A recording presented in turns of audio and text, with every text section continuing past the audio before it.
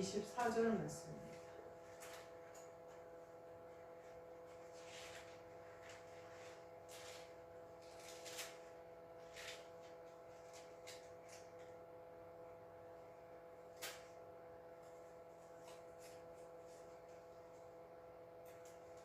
요한복음 14장 9절부터 24절입니다. 제가 읽겠습니다. 예수께서 이르시되 빌립아 내가 이렇게 오래 너희와 함께 있으되 내가 나를 알지 못하느냐. 나를 본 자는 아버지를 보았거늘 어찌하여 아버지를 보이라 하느냐. 내가 아버지 안에 거하고 아버지는 내 안에 계신 것을 내가 믿지 아니하느냐.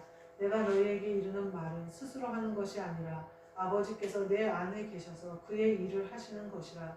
내가 아버지 안에 거하고 아버지께서 내 안에 계심을 믿으라. 그렇지 못하겠거든. 행하는 그 일로 말미암아 나를 믿으라. 내가 진실로 진실로 너희에게 이르노니 나를 믿는 자는 내가 하는 일을 그도 할 것이요 그 또한 그보다 큰 일도 하리니 이는 내가 아버지께로 감이라. 너희가 내 이름으로 무엇을 구하든지 내가 행하리니 이는 아버지로 하여금 아들로 말미암아 영광을 받으시게 하려 함이라. 내 이름으로 무엇이든지 내게 구하면 내가 행하리라. 너희가 나를 사랑하면 나의 계명을 지키리라.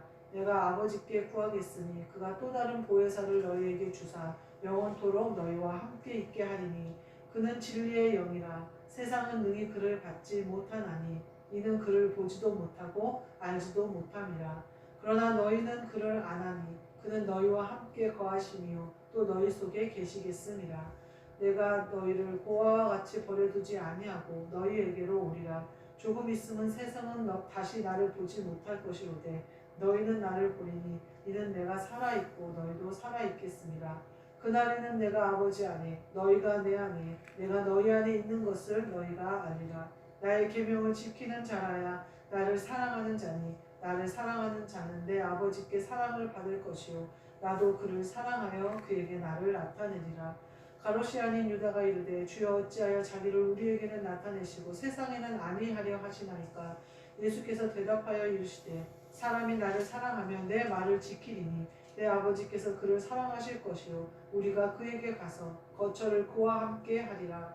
나를 사랑하지 아니하는 자는 내 말을 지키지 아니하나니 너희가 듣는 말은 내 말이 아니요 나를 보내신 아버지의 말씀이니라. 아멘.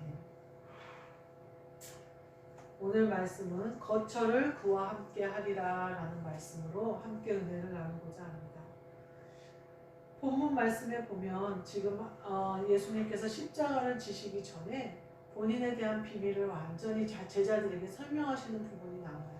그 14절에 내가 하나님 아버지께로부터 왔다. 오늘 앞부분에 보면 뭐라고 하시냐면 빌립아 내가 너랑 이렇게 오랫동안 함께 있었는데 아버지를 보여달라고 하느냐.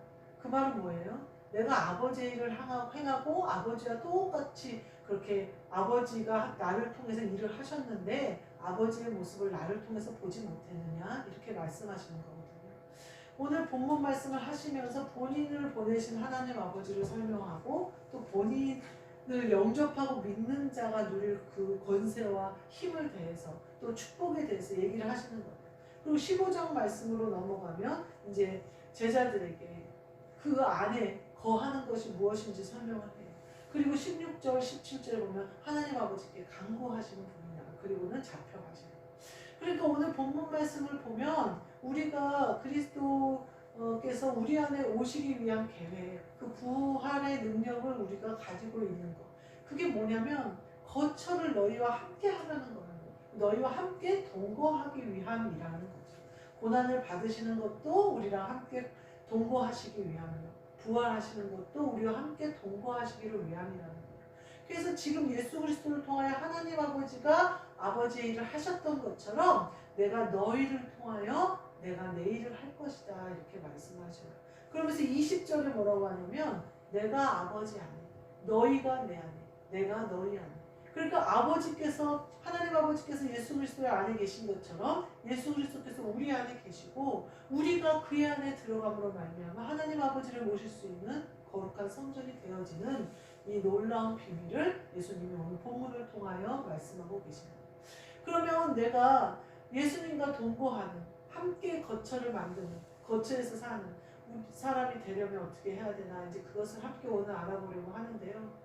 동거한다라는 게 거처가 너 가서 거처를 우리와 함께 하려고 하신다라는 말씀은 우리가 결혼을 하면 부모를 떠나서 부부가 한 거처에서 거하게 되잖아요. 그것처럼 우리가 죄로부터 벗어나서 그리스도와 한 명이 돼서 그리스도가 마련하신 거처에 우리가 하늘나라에 거하게 된다 이 말이에요. 그것은 보혜사 성령을 통하여 우리에게 이루어지는 것인데 그렇게 되면 하늘나라가 내 안에 임하시는 것이고 그렇게 되면 그리스도께서 내 안에 좌정하시게 되시는 거예요. 그 비결을 오늘 우리가 다 함께 누리고 또 우리가 더러워지지 않아서 나를 거쳐 삼아 계시는 그리스도가 항상 일하실 수 있도록 할 수 있는 비결이 뭘까 이걸 함께 나눠보려고 해요. 뭐라고 하냐면요. 9절 말씀에 나를 본 자는 아버지를 보았거든 이렇게 말씀하시거든요. 그러니까 예수님을 본 자들은 아버지를 본 것이다 이렇게 얘기를 하는 거예요. 왜냐하면 10절에 그의 일을 하시는 것이라 해요. 그러니까 본인이 말하는 것이나 일하는 것이나 하시는 모든 것이 아버지께서 하시는 일이라는 거죠. 그래서 본인은 아버지가 하라는 일을 하고 하라는 말을 하고 있다 이렇게 말씀하시는 거예요. 그거는 뭐냐면요. 예를 들면 씨앗이에요. 그래서 콩 심은 데 콩 나고 팥 심은 데 팥 나잖아요. 콩을 심어놓고 팥을 기다리는 건 말이 안 되잖아요. 예수님이 말하는 너희가 벨리알과 성령을 함께 섬기겠느냐 이렇게 얘기하거든요. 또 재물과 하나님을 겸하여 섬길 수 없다 이렇게 얘기해요. 분명해요. 씨앗은. 그 씨앗은 분명해요. 예를 들면 배밭이 쫙 배밭인데 거기다 내가 사과나무를 하나 갖다 심어요. 그러면 다 배나무고 배밭이니까 그 사과나무도 배나무로 변하나요? 안 변해요. 그 사과나무 혼자 사과를 맺어요. 우리가 세상 가운데 다 악한 사람이다 쳐도 하나님이 나를 거기다 딱 심겨셔요. 그러면 내가 뭐를 열어야 돼요? 생명과를 열어야 되는 거예요. 나는 다 선악과가 맺어졌을지라도 나를 심으신 하나님의 그 씨앗으로 말미암아 나는 항상 생명과가 맺어져야 되는 거예요. 내 안에 씨앗이 이만큼 중요하다 이 말이에요. 그래서 나를 보면서 아버지를 보여달라고 그러냐. 내가 아버지의 일을 하지 않느냐. 이것은 내가 사과나무 아니냐. 내가 참포도나무 아니냐. 나에게 맺어지는 열매를 보아라. 참포도가 아니냐라고 말씀하십니다. 그러니까 우리가 그리스도께서 내 안에 오셨다면 내 안에 생명과가 늘 맺어져야 돼요. 씨앗이 바뀌어버렸어요. 근본 뿌리가 바뀌어졌어요. 그래서 모든 것들이 악하고 모든 것들이 하나님을 거스릴지라도 나는 그 씨앗으로 말미암아 계속해서 선할 수 있고 예수 그리스도를 바라볼 수 있고 예수 그리스도의 형상이 나로 하여금 드러나는 거예요. 모든 세상이 바뀌어도 하나님의 자녀는 바뀜이 없는 거예요. 변함이 없는 거예요. 배나무에 사과나무가 하나 한 그루 있는 거죠. 제가 어디 시골을 갔을 때 그런 적이 있었어요.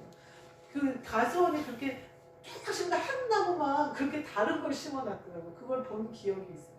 그 나무가 다 거기가 포도나무 농장이었던 것 같은데 포도나무에서 그 나무도 바뀌는 게 아니에요. 그 나무는 계속해서 그 나무가 맺을 열매를 맺는 거예요. 우리도 마찬가지. 우리 안에 거처를 삼으신 그리스도가 와버리시면요.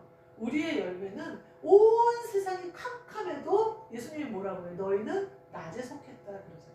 왜냐하면 빛이 이미 내 안에 와버리셨기 때문에 우리는 어둠에 속할 수가 없는 거예요. 그래서 우리가 가는 곳마다 빛이 되는 거예요. 그리고 드러나는 거예요. 드러나는 것마다 빛이 되는 거예요. 그러니까 우리가 가는 곳마다 드러나는 것을 두려워하면 안 돼요. 왜냐하면 내가 빛이 내 안에 있다는 증거이기 때문에. 이처럼 씨앗은 굉장히 중요해요. 옛날에 내가 미스터 션샤인이라는 드라마를 되게 좋아했어요.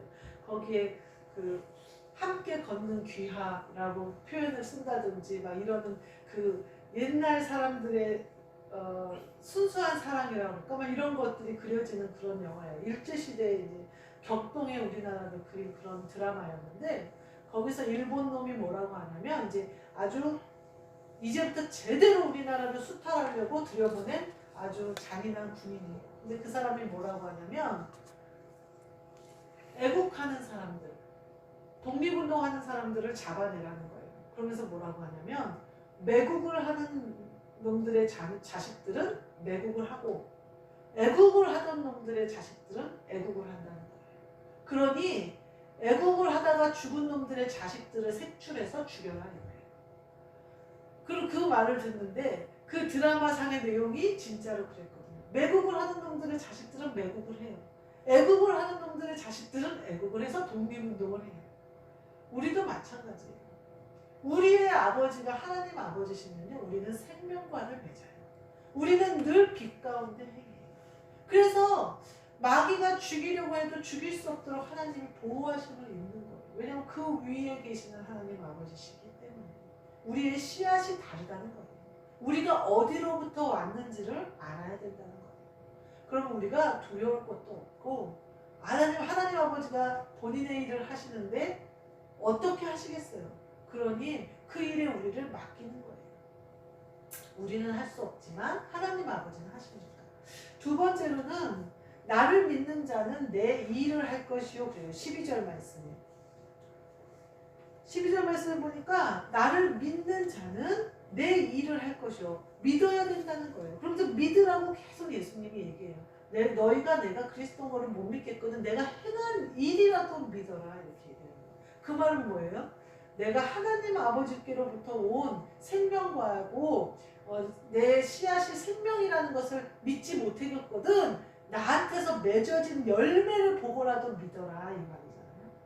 근데 사람들이 예수님이 지금 3년의 공생애 동안 하시는 일이 귀신을 쫓고 병든 자를 고치고 복음을 전파하고 천국이 가까이 왔다고 얘기하고 하나님 나라가 가까이 왔다 얘기하고 믿는 자는 하나님 나라를 얻을 것이라고 계속해서 얘기해요. 그래서 생명과를 막 나눠주셔요. 근데 받아 먹는 사람이 없는 거예요. 생명과인 줄도 모르는 거예요. 그러니까 행한 그 일을 보고 나를 믿어라 이런. 예수님이 그러잖아요. 예수님이 하신 그 유대인들에게 잡혀오니까 막 내가 행한 일 중에 무슨 일로 나를 잡아왔느냐 이렇게 얘기하는 거예요. 내가 이제까지 너희에게 악한 일을 한 것이 없고 다 선한 일을 했는데 무슨 일로 나를 잡아왔느냐 그러잖아요.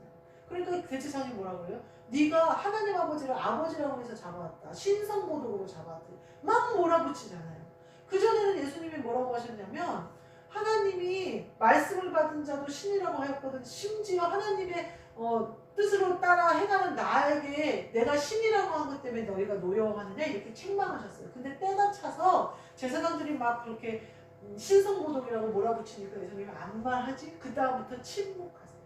뭐라고 얘기하시냐면 내가 이 땅에 온 이후로부터 악한 일을 한 적이 없다는 거죠. 그런데도 아무도 믿지 않는 거예요. 선악과를 보고도 생명과를 보고도 하나님 아버지께서 이 땅에 보내주신 그리스도라는 걸 믿지 못하는 거예요. 열매는 그렇게 맺어지는 거예요. 그러면서 뭐라고 하시냐면요. 14절에 내가 행하리라 그래요. 그러니까 우리가 믿으면 내 일을 할 것인데 예수님의 일을 할 것인데 예수님이 행하신다는 거예요. 우리가 하는 게 아니고 예수님이 행하신다는 거예요. 믿음.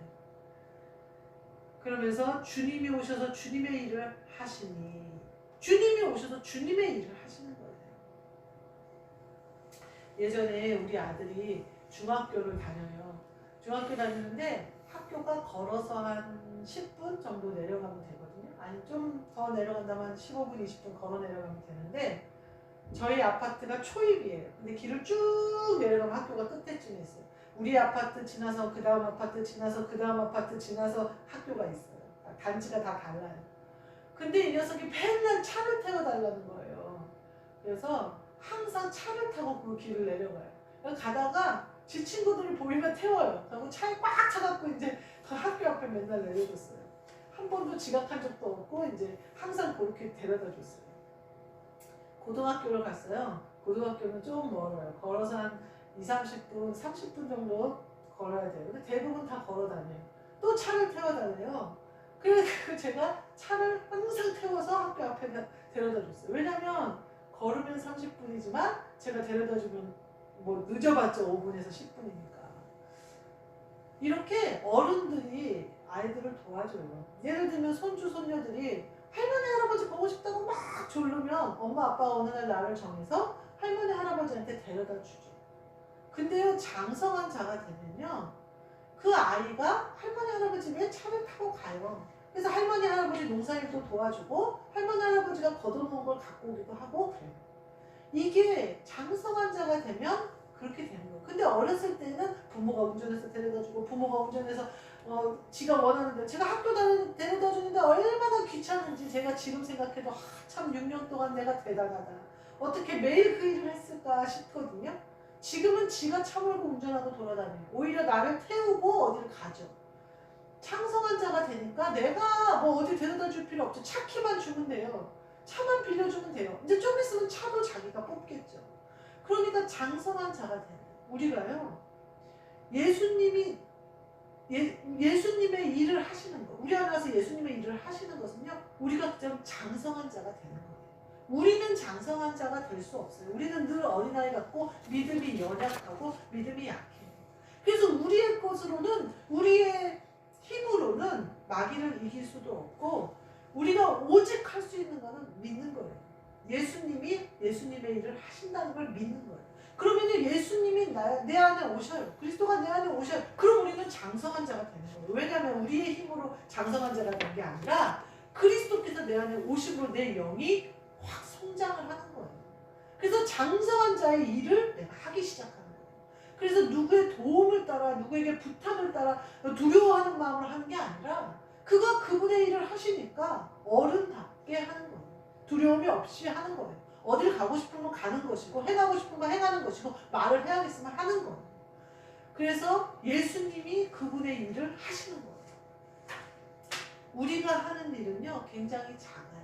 그래서 그 일로는 하늘의 뜻이 이 땅에 이루어지는 것에 우리가 도구가 되도록 내어드리는 것이 중요하지, 내가 뭔가를 내 생명을 바친다고 해서 내 재물을 물질을 바친다고 해서 그것이 하나님 앞에 얼마나 되겠느냐 하는 거예요.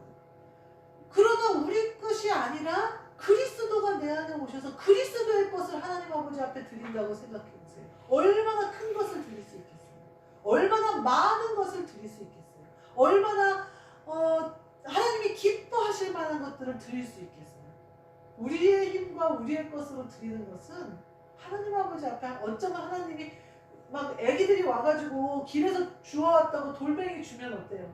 아이고 새끼 더러운데 안 받을 수도 없고 아이 고마워 그리고 받긴 하지만 그걸 우리가 갖다 어디다 써요? 지 입장에서는 이쁘다고 주워왔는데 그러면서 맨날 그거 내가 주워온 돌멩이 안 버렸죠? 안 버렸죠? 애기가 맨날 그러잖아요. 그래서 할 수 없이 그 녀석이 찾으니까 한쪽에 이렇게 놔두잖아요. 나에게는 아무 소용이 없어요. 하나님 아버지 앞에도 마찬가지예요. 내가 하는 일은요 그처럼 나에게나 좋아 보이는 재물을 드리는 물질을 드리는 거고 나에게나 좋아 보이는 시간 드리는 거고 나에게나 좋아 보이는 거 드리는 거예요. 하나님 아버지 앞에는 그래 내가 갖고 온 정성이니까 내가 받으마 하시지 하나님이 그게 필요하신 분이 아니에요. 하나님은 물질이 필요하신 분이 아니잖아요. 하나님은 내 그 건강한 몸이 필요하신 그런 게 아니잖아요. 그 시간이 그렇게 필요하신 분이 아니잖아요. 그런데요 그리스도께서 내 안에 오셔서 그의 일을 행하시면요 하나님의 마음에 꼭 드는 하나님께 도움이 돼요. 하나님이 원하시는 그 일들이 착착 이루어지기 시작해요. 아들이 돈을 벌어와서 나에게 용돈을 주는 거죠. 그건 어때요? 나에게 아주 힘이 되죠. 아주 나에게 기쁨이 되고 나에게 유용하죠. 그것처럼 아들이 제가 그리스도가 내 안에 오셔서 예수님의 일을 나를 통해서 하시는 거예요. 그러면 내가 하는 그 일이 하나님 아버지한테 아주 유용한 일이에요. 딱 적재적소에 필요한 일이에요. 하나님 아버지가 바라는 일이고 소원하는 일이고 기대하시는 그 일이에요. 그러니 하나님 아버지가 우리를 통하여 영광을 받으시려면 우리가 장성해야 되는데 그것은 우리가 믿을 때 가능하다는 거예요. 예수님이 내 안에 오셔서 그분의 일을 하신다는 것을 믿는 거예요.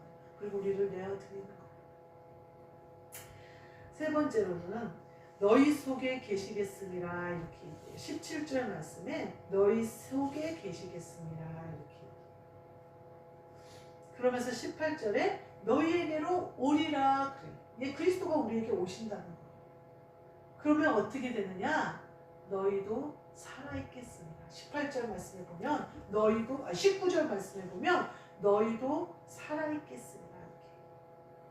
내가 너희에게 다시 올 텐데 그러면 너희도 살아있게 된다. 너희도 산 자가 된다. 이렇게 얘기를 하는 거예요. 그래서 우리 속에 계시겠다는 거예요. 예수님. 그래서 우리가 산자가 되도록 하시겠다. 그 말은 뭐예요? 생명으로 너희 안에 오겠다 이 말씀을 하시는 거예요. 너희가 나를 믿고 나를 영접해야만 네 영이 깨어난다. 그래서 보혜사가 너희에게 부어지고 너희에게 오셨을 때 마음을 활짝 열고 영접해라 이 말이에요. 그러면 생명이 돼서 내가 너희 안에 거하겠다 이렇게 얘기하시는 거예요. 그러니까 우리가 예수님을 영접하고 믿으면 어떻게 되느냐? 생명이 우리 안에 오셔서 우리가 살아있는 자가 되는 거예요. 예전에 저희 아들이 그 강아지를 한 마리 키우고 싶다고 그렇게 어렸을 때부터 조르는 거예요. 그래가지고 어느 날 남편 목사님이 로봇 강아지를 사왔어요. 이 로봇 강아지를 처음에 사왔는데 얘가 별로 기능이 없는 거예요. 그러니까 아들이 막 갖고 놀다가 치워버리고 별로 그냥 시큰둥한 거예요. 걔는 좀 솜털같이 이렇게 돼 있는 애였는데 걔는 기능이 없어요. 그냥 몇 번 짖는 거밖에. 그러니까 이제 목사님이 또 이제 강아지를 사달라고 하니까 그 다음에 좀 업그레이드 돼 있는 로봇 강아지를 사왔어요. 걔는 이 눈에 멘트가 떠요. 쓰다듬어 주세요. 그래서 이렇게 쓰다듬으면 막 이렇게 애교를 부려요. 로봇 강아지인데. 그리고 사지가 다 움직이고 걸어다니고 또 이렇게 주인이 뭐라고 말을 하면 이렇게 올라서서 이렇게 막 긁기도 하고 강아지가 하는 행동을 거의 그대로 하는 로봇 강아지였어요. 굉장히 비쌌다고 그러더라고요. 목사님 말씀. 근데 진짜 강아지를 생명 있는 강아지를 저희가 키울 자신이 없고 목사님은 또 개를 무서워하셨거든요. 그러니까 안 키우고 싶은데 너무 졸르니까 이제 그 로봇 강아지까지 사준 거예요. 근데 애가 신기해하긴 하는데 안 좋아해요. 그러다가 초등학교 4학년 때 어쩔 수 없이 이제 살아있는 강아지를 사줬어요. 그러니까 어떻게 돼요? 강아지가 지금 15년이 됐는데 14년 15년 됐는데 가족이에요. 가족. 생명이 있으니까 어때요? 거기 눈에 멘트가 뜨면서 쓰다듬어 주세요. 뭐 그러거나 주인이 무슨 멘트 하면 항상 똑같이 반응하잖아요. 로봇 강아지는. 근데 이 살아있는 강아지는요 매번 달라요. 반응이. 그리고요 주인이 기뻐하잖아요. 아우 지가 더 좋아해요. 막 뺑글뺑글 돌아다니면서 아주 그냥 주인들이 기분이 좋다. 가족들이. 그러면 아주 지가 더 신나갖고 아주 사방팔방을 돌아다니면서 막 좋아해요. 그런데 어느 날 우리 아들이 학교에서 좀 친구랑 싸웠다든지 이래갖고 기분이 안 좋다 그러면 자기도 우울해가지고 그 옆에 가만히 있어요. 그리고 아들이 울면 가서 눈물을 막 핥아줘요. 그러니 너무 강아지랑 비교가 되겠어요. 살아있는 강아지가. 그런데 지금은 완전히 늙어가지고 아주 그냥 힘들어요. 하여튼 그러니까 어떠냐면 아들이 정서 교감을 하는 거예요. 강아지랑. 그래서 그 아이는 내 속상한 걸 안다는 거예요. 부모는 몰라도 엄마 아빠는 내가 학교에서 일이 있어서 와서 방문 닫고 들어가도 모른다는 거예요. 말을 안 하니까 우리는 모르죠. 근데 강아지는 와서 긁는데요. 문을. 꼭 자기가 문 닫고 들어가서 안에서 속상해서 그러고 있으면 문을 긁는데요. 그래서 열어주면 들어가가지고 지 무릎에 앉아가지고 계속 눈물도 핥아주고 계속 거기에 가만히 있는데요. 원래 그렇게 남에게 안기는 걸 좋아하는 강아지가 아니에요. 우리 강아지는 좀 애가 고양이 같은 강아지여서 되게 시크하거든요. 근데 꼭 무슨 일이 있으면 와서 이렇게 앵긴대요. 그러면서 경서동 교감을 하더라고요. 제가 아들 하나밖에 없거든요. 형제가 없어요. 그러니까 아이가 많은 도움을 강아지와 서로 교감하면서 받았겠죠. 근데 지금은요 늙어가지고 손이 너무 많이 가는 거예요. 또 강아지가 아파가지고 그것도 어느 날은 잘 걸었다 어느 날은 잘 못 걸었다가 막 그래요. 그래서 제가 뭐라고 얘기하냐면 사람 같으면 15년 키웠으면 이제 지 할 일 지가 하고 샤워도 지가 하고 알아서 할 텐데 얘는 샤워는 더 힘들어진 거예요. 몸에 기운이 없으니까 통에다 모셔서 앉혀놓고 통 물을 빼는 호수 뺐다 빼고 지는 가만히 있으면 돼요. 저 혼자 그냥 물 뺐다가 거기 샴푸 풀었다가 다시 행주는 물 받았다가 저 혼자 난리예요. 어때요? 생명이 있어요. 생명이 있어서 감정도 나눠주고 주인의 기쁨에도 참여하고 주인의 슬픔도 위로해줬어요. 그렇지만요 장성하지 못하는 거예요. 강아지는 개는 개인 거예요. 사람이었으면 어떻겠어요? 장성했겠죠. 그래서 사람의 역할을 했겠죠. 아들은 어때요? 그때는 어린아이였는데 사람이니까 아들이니까 지금은 커가지고 운전도 지가 하고 지가 돈도 벌고 지가 사람 역할을 하잖아요. 자기의 일을 알아서 하잖아요. 강아지는 강아지예요.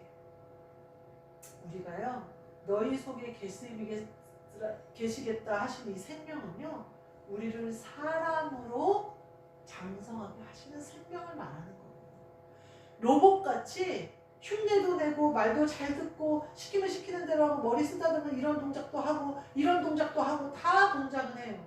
근데 살아있지 못해요. 건전지 그 파워를 딱 꺼놓으면 평생 그대로 있어요. 그 자리에 그대로 있어요. 내가 딴 데 옮겨놓기 전에는 옮겨주지도 않아요. 그리고 우리가 다 생명 있는 것이 죽고 없고 사라져도 걔는 썩지도 않고 또 그대로 있을 거예요. 그런데 생명이 오면 주인의 종이 되는 거예요. 그래서 주인의 기쁨에도 참여할 수 있고 할 수 있어요. 그렇지만 사람은 아니에요. 장성해질 수도 없고 스스로 자기의 것을 벌어먹을 수도 없고 스스로 어디 가고 싶다고 마음대로 나갔다 올 수도 없어요. 그냥 걔는 걔. 그런데 아들이잖아요. 아들은 내 일을 해요. 아들은 나보다 이제 그 아이는 젊으니까 나보다 더 큰 일을 할 거예요. 지금 제가 얼마 전에 운전면허 갱신을 하라고 올해까지 갱신을 하라고 서류가 왔었는데 계속 미루다 이제 해야 될 것 같아요. 근데 우리 아들은요, 뭐든지 인터넷으로 뚝딱뚝딱 해요. 은행 일도 통장 개설하는 것도 은행 가지도 않아요. 저는 어때요? 저희는 일단 은행에 가서 종이 통장을 받아와야 내가 통장 개설을 했다는 생각이 드는데 뭐든지 걔네들은 인터넷으로 해버리더라고요. 인증서 받는 것도 인터넷으로 하고 모두 뚝딱뚝딱 해요.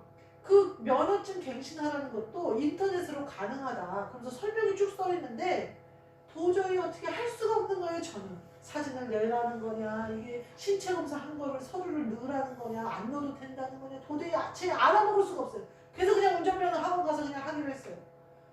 젊은 애들은요 인터넷으로 했을 거예요. 아마 아들 같으면 금방 인터넷으로 했겠죠. 적성검사도 하고 했겠죠. 저는 못해요. 그러니까 우리 아들이 장성해지고 보니까 지금 세대에 맞게 얼마나 일을 많이 하고 더 잘하겠어요. 시간은 훨씬 절약되고 더 능률적으로 일을 하더라는 거예요. 결국 웬만 아들이 군대 안 가고 있었으면 도와달라고 그랬을 거예요. 이거 좀 어떻게 인터넷으로 엄마도 할 수 있게끔 좀 해달라 했을 거예요. 근데 군대 가 있으니까 이제 도움을 못 받는 거예요. 오히려 그 아이가 이 세대를 정복하고 지배하겠잖아요. 이 세대가 빠르게 움직이고 인터넷으로 움직이고 사람을 통해서 일하던 것에서 컴퓨터로 일하는 세대로 바뀌어가는데 그 아이는 다 하잖아요. 어때요? 어른이 되니까 나보다 더 똑똑해지잖아요. 나보다 더 힘이 있잖아요. 나보다 더 능력이 있잖아요. 이렇게 되는 거예요. 예수님께서 우리 안에 거하시면요, 우리 안에 오셔서 계시면요, 우리가 그와 같이 되는 거예요. 사람이 되는 거예요. 그래서 우리가 장성해져가지고요, 그의 일을 하는 거예요. 더 예수님이 뭐라고 그래요? 내가 한 일을 너희가 하겠고 그보다 큰 일도 하리라 그러시거든요. 제가 보니까 그래요. 내 아들이 저보다 큰 일을 하겠어요. 저보다 훨씬 세대를 빨리, 걔는 뭐 적응할 것도 없고 배울 것도 없어요. 이미 젖어 있어요. 자기 몸에. 그렇게 하는 것들이. 그것처럼 예수님은 우리 안에 오셔서 예수님의 일을 하시지만 나는 이곳에 있기 때문에 이곳의 일을 더 잘하기 때문에 예수님이 원하시는 대로 나를 쓰실 수 있다는 거예요. 더 큰 일도 할 수 있다는 거예요. 날마다 십자가를 지는 일을 할 수 있다는 거예요. 예수님이 우리 안에 함께 계시고 그것이 우리의 일이에요. 그럼 그걸 우리에게 이루시기 위하여 생명을 주신 거예요. 그 생명은 우리가 사람이 되게 하는 생명이에요. 장성해지게 하는 생명이에요. 마지막으로 21절에 뭐라고 하시냐면요, 나를 사랑하는 자 이렇게 표현하세요. 21절에 사랑하는 자, 내 아버지께 사랑을 받을 것이요 나도 그를 사랑하여 그에게 나를 나타내리라. 고린도전서 13장에 보면요, 그 사랑이 쭉 나와요. 사랑은 오래 참고 온유하며 쭉 나오는데 모든 것을 이기고 모든 것을 알고, 제가 볼까요? 사랑은 오래 참고 사랑은 온유하며 시기하지 아니하며 사랑은 자랑하지 아니하며 교만하지 아니하며 무례히 행하지 아니하며 자기의 유익을 구하지 아니하며 성내지 아니하며 악한 것을 생각하지 아니하며 불의를 기뻐하지 아니하며 진리와 함께 기뻐하고, 여기 보면 불의를 기뻐하지 않고 진리와 함께 기뻐하는데 예수님과 함께 기뻐한다는 거예요. 사랑이 우리 안에 오면 모든 것을 참으며 모든 것을 믿으며 모든 것을 바라며 모든 것을 견디느니라. 사랑은 언제까지나 떨어지지 아니하다. 사랑하는 것이 이런 거예요. 모든 것을 견디고 모든 것을 참으며 모든 것을 바라며 모든 것을 믿으며, 이게 우리에게 이루어지는, 우리가 행할 일이에요. 예수님은 이미 우리를 이거보다 더 뛰어넘는 사랑으로 우리를 사랑하셨고 우리가 거기에 보답하는 사랑을 해야 된다는 거예요. 제가 예전에 남편 목사님들과 살 때 보면 목사님이 저를 사랑하시는데 많이 사랑해줘요. 근데 나는 어떻게 반응하냐면, 나는 예쁘니까 목사님이 그렇게 나 사랑하는 게 당연해. 나는 뭐라 그럴까, 능력 있으니까 목사님이 그렇게 날 사랑하는 게 당연해. 이런단 말이에요. 그러면 어떻게 내가 점점 어떻게 되는 거예요? 교만해지는 거예요. 무례히 행하는 거예요, 목사님한테. 근데 뭐라 그래요? 사랑은 무례히 행하지 않는데요. 사랑은 교만하지 않는데요. 그러니 어떤 거예요? 저는 목사님을 사랑하지 않은 거예요.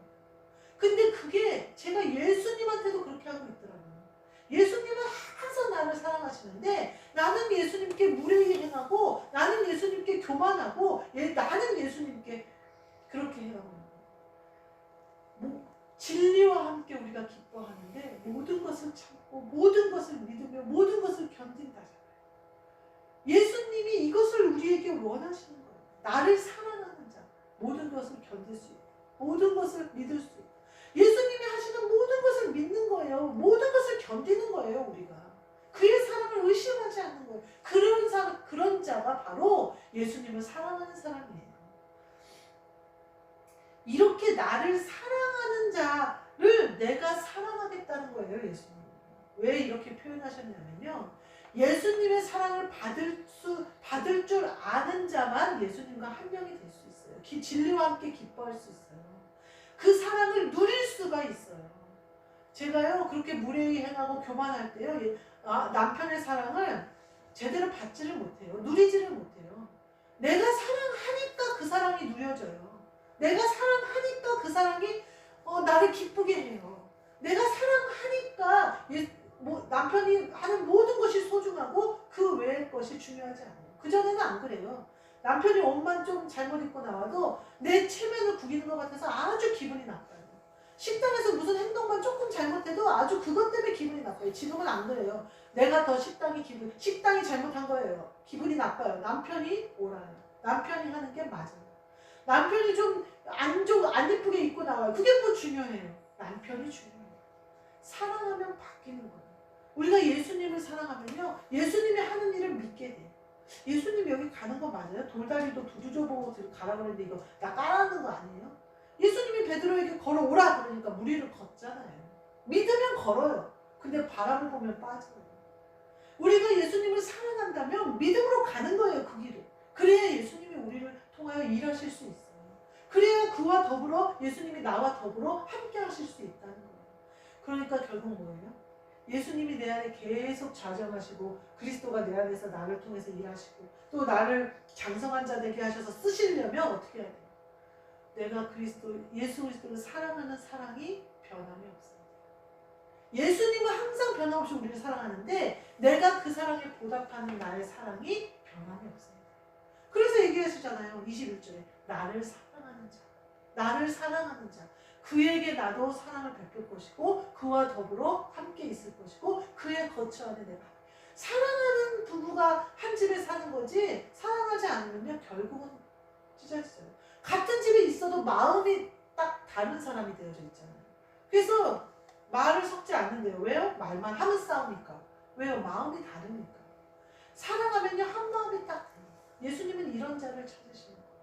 그러니까 우리가 변심하지 말고 변하지 말고 우리가 사랑해야 돼요. 그 사랑이 뭘로 드러나요? 믿는 것으로 드러나요. 참는 것으로 드러나요. 견디는 것으로 드러나요. 우리가 예수님과 함께 동행하는 것은 그 예수님이 그 일을 하시는 것이고, 우리가 장성한 자 될 수 있는 것은 예수님의 영이 내 안에 생명으로 오신 거예요. 우리가 그의 일을 할 수 있는 일은, 우리가 어른답게 살 수 있는 비결은 그리스도가 내 안에 계셔서 좌정하시는 거예요. 그리고 이것을 계속 유지할 수 있는 비결은 내가 끊임없이 사랑하는 거예요. 우리가 이 모든 것을 이루셔서 하나님 아버지가 내 안에, 하나님 아버지가 그리스도 안에, 그리스도가 내 안에, 내가 그리스도 안에 하나 되는 놀라운 비밀이 우리 안에 이루어지시는 저와 여러분이 되시기를 주님의 이름으로 축복합니다. 아멘. 기도하겠습니다. 하나님 감사합니다. 저희에게 예수 그리스도를 사용할 수 있는 마음을 주셔서 우리 안에 거처를 삼으시고 우리와 한영 되셔서 거하시는 이 놀라운 은혜를 누리게 하시니 감사합니다. 이제 생명 되신 예수 그리스도로 말미암아 그 씨앗으로 말미암아 장성한 자 되어져서 나무를 많이 맺어 많은 사람에게 나누어 줄 수 있게 하옵시고 그 어떠한 곳에 어떻게 심겨졌을지라도 사랑으로 말미암아 아름다운 열매를 맺어가는 우리 모두 되도록 축복하여 주옵소서. 예수 그리스도의 이름으로 기도하옵나이다. 아멘.